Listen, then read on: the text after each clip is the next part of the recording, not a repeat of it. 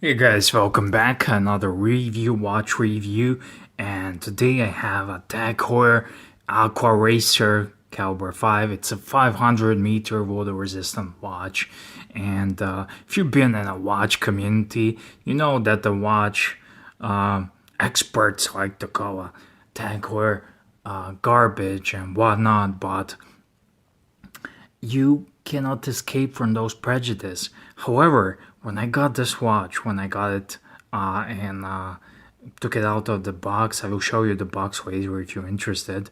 And I took it out and I saw it's. I said, this is a freaking good watch. I recently I used to own Seamaster Bond version, the older one, also Tudors and whatnot. And let me tell you, all the bull and all the jokes aside, this watch does not come second in lots of aspects when compared to these watches. The only thing that comes second is the resale value, and the resale value on Tag Heuer is bad. But however, this watch, I believe it was retailed when it was brand new. It was over $2,000. I saw somewhere it was 240, 400, and on the used market, this is around $1,000. So if you pay $1,000 for this watch, that's how they go used. You get a lot of watch for your money, and I think that's how you should buy it. And it's really interesting watch, and it really blew me away. I'm not gonna say really anymore. I'm sorry, but you cannot escape the quality of those watch when you take it in your hands. That's the important thing. It's really impressive.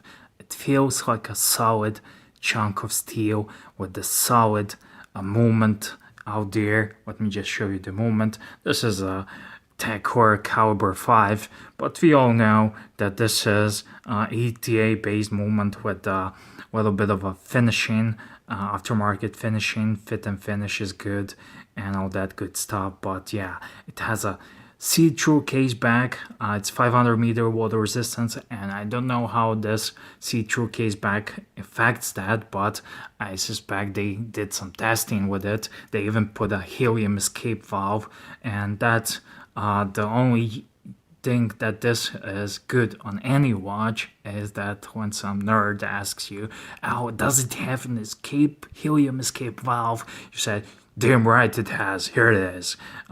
Other than that, you might be a professional diver and actually dive deep enough to use this, but I think it's the first thing.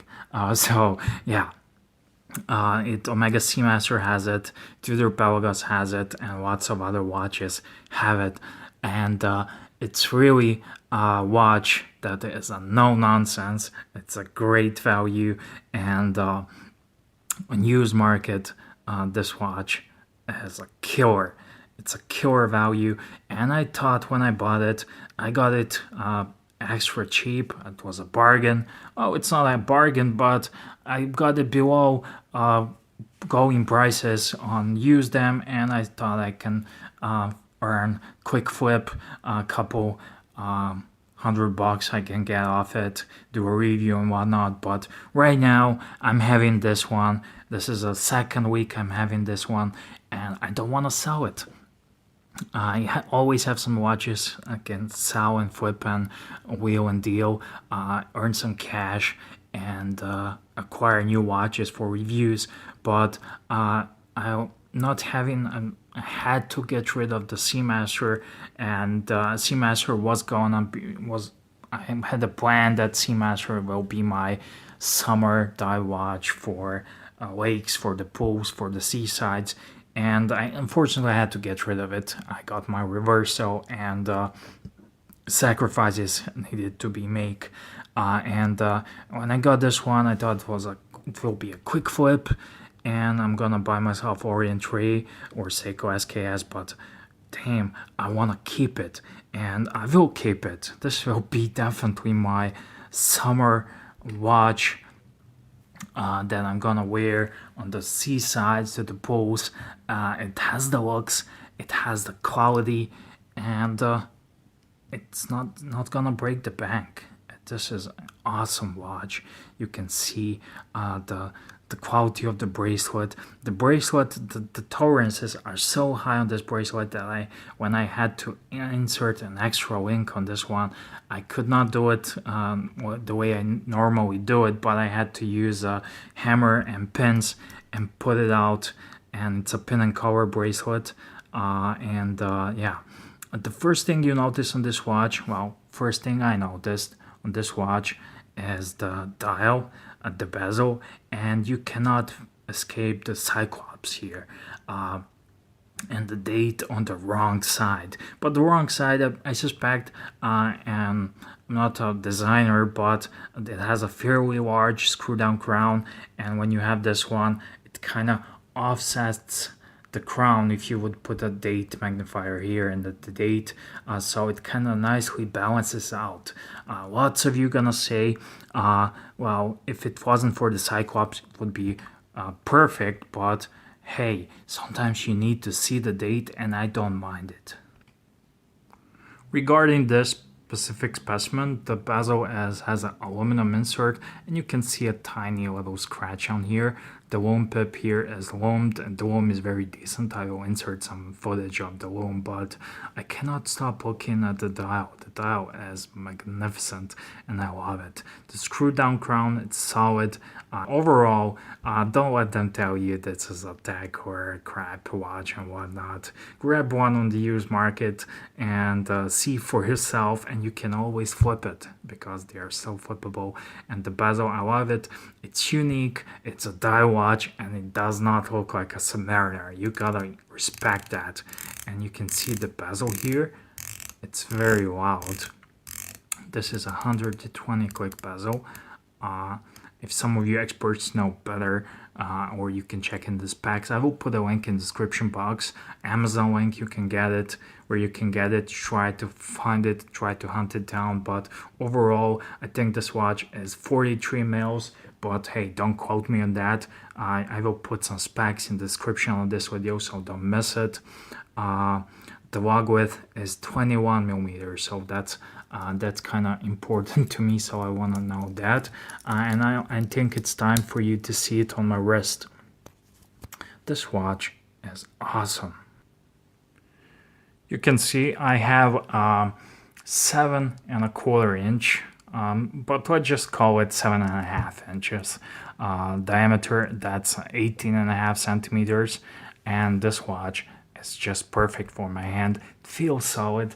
I'm telling you, my wrist has been graced with Seamasters, Planet Oceans, various Tudors, and this watch is no different than them all, except for that infamous Tag Heuer name. But I do love it. I do not let people tell me what to wear, what to like, and overall, this watch is a solid piece, has a reliable movement, and you get that brand name recognition that no homage watch will give you. And I don't like wearing homage watches. I don't have nothing against them, but I do not have nothing for them as well. So yeah, what else to say? This watch has a dear double safety, not the double safety, but that you push both of these buttons, you release it. The clasp, you can see the heftiness, it's very thick and solid. The links are super strong and they have super tight tolerances. You can here also find a diver's extension on this watch if you need that alongside. I don't need it, and I think it's pretty much useless unless you're a proper diver. Then if you are, always forgiven. But this watch is a fantastic value for money on the used market. Like I said, you get a lot of watch for $1,000, and you may buy, I don't know, Oris Aquis. You may buy Longines Hydro Conquest.